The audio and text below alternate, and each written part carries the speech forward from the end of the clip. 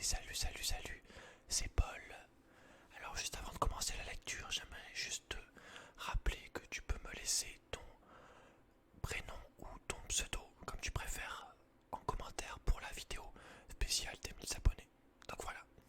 Alors maintenant, place à la lecture. Tu peux t'installer dans ton lit tranquillement, mettre tes écouteurs ou non, c'est comme tu veux. Et tu n'as plus qu'à fermer les yeux. Aujourd'hui, je te lis Jack et le haricot magique. Conte de Joseph Jacob de 1890. Allez, c'est parti. Jack vivait avec sa mère dans une petite ferme. Ils travaillaient dur tous les deux, mais ils étaient très pauvres. Un jour, leur vieille vache ne donna plus de lait et la mère de Jack décida de la vendre. C'est moi qui vais la conduire au marché, dit Jack. Si tu veux, mais ne te laisse pas faire, répondit sa mère. Demande-en au moins 10 pièces d'argent. Et Jack partit au marché, emmenant la vache au bout d'une corde. Il avait à peine fait quelques centaines de pas qu'il rencontra un petit vieux qui marchait tout courbé sur un bâton. Bonjour, Jack, dit le petit vieux. Où vas-tu donc avec cette vache? Bonjour, monsieur, répondit Jack. Je vais la vendre au marché et je vais en tirer un bon prix. Si tu veux, tu peux devenir riche comme tu n'as jamais rêvé de l'être, dit le petit vieux. Je t'achète ta vache. Regarde, je te donne en échange ce haricot. Vous vous moquez de moi, s'écria Jacques. J'en veux au moins 10 pièces d'argent et vous croyez l'avoir pour un haricot. Oui, mais c'est un haricot magique. Si tu le plantes en une nuit, il poussera jusqu'au ciel. Jusqu'au ciel, répéta Jack. Il était émerveillé à l'idée de posséder une plante magique et déjà il imaginait les voisins et tout le village qui défilaient dans son jardin pour admirer le haricot géant. Alors Jack vendit sa vache pour un haricot et s'empressa de rentrer à la maison, très content de lui. Inutile de dire qu'après avoir expliqué à sa mère la bonne affaire qu'il venait de réaliser, il perdit vite son air triomphal. Âne, sot, niais. Sa mère le traita de tous les noms et finit par s'effondrer sur une chaise en pleurant comme une fontaine. Très contrarié de faire pleurer sa mère, Jack jeta le haricot par la fenêtre et se mit à pleurer lui aussi. Après une bien triste soirée, il alla se coucher le cœur gros. Le lendemain, il se leva le premier et se précipita à la cuisine pour préparer le petit déjeuner de sa mère. Mais impossible d'ouvrir les volets. Il sortit voir ce qui les coinçait. Quelle surprise! Un énorme pied de haricot montait contre le mur et poussait si haut que la tige se perdait dans les nuages. Sans hésiter, Jack commença à grimper de branche en branche, de feuille en feuille.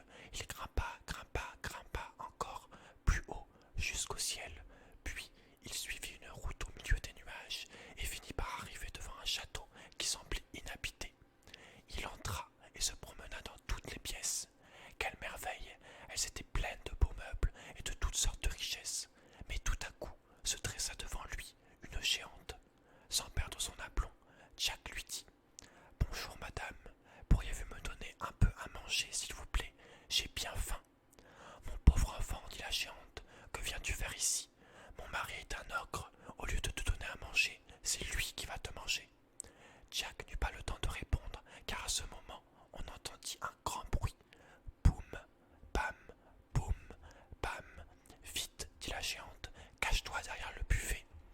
Jack se cacha et vit entrer un géant qui portait dans une main un sac et dans l'autre un mouton.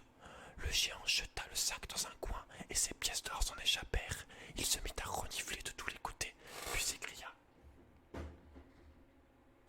Ça sent la chair fraîche. Bien sûr, dit la femme, vivement. C'est ce mouton que vous apportez.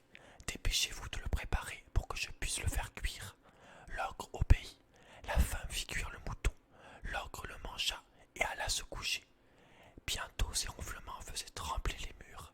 Alors Jack, tout doucement, sortit de sa cachette, prit le sac de pièces d'or et, en courant, s'en revint comme il était venu. Pendant ce temps, sa mère l'avait cherché et elle était très inquiète de sa disparition. Pauvre petit, se disait-elle, je l'ai tellement grondé hier soir que peut-être il est parti et ne reviendra pas. Elle fut bien surprise de le voir descendre du haricot et se précipita pour l'embrasser. Eh bien, petite mère, lui dit Jack, tu vois que c'était vraiment un haricot magique. Tiens, c'est pour toi.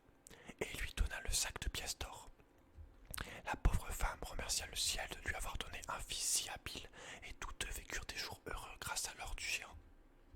Au bout de quelques mois, les pièces d'or furent toutes dépensées, et Jack décida de revenir au château des nuages. De branche en branche, de feuille en feuille, il grimpa le long de la tige du haricot. Quand il se trouva devant la géante, il la salua bien poliment. « Bonjour madame, pourriez-vous me donner à manger s'il vous plaît ?» « Cretin, s'écria la géante, n'as-tu pas honte de me demander à manger alors que la dernière fois que tu es venu, tu nous as volé un sac de pièces d'or ?» Avant que Jack ouvrisse la bouche pour répondre, le château retentit un terrible bruit de pas. Boum, bam, boum, bam.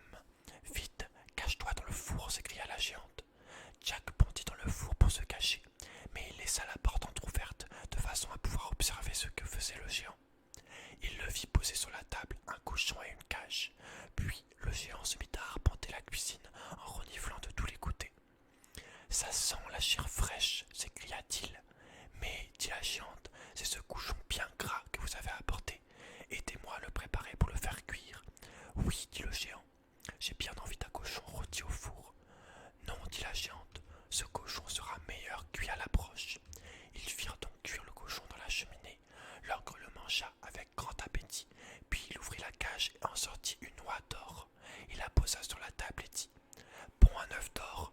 Et l'oie pondit un œuf d'or. Le géant caressa un bon moment l'oie d'or, puis ses yeux se fermèrent et il s'endormit.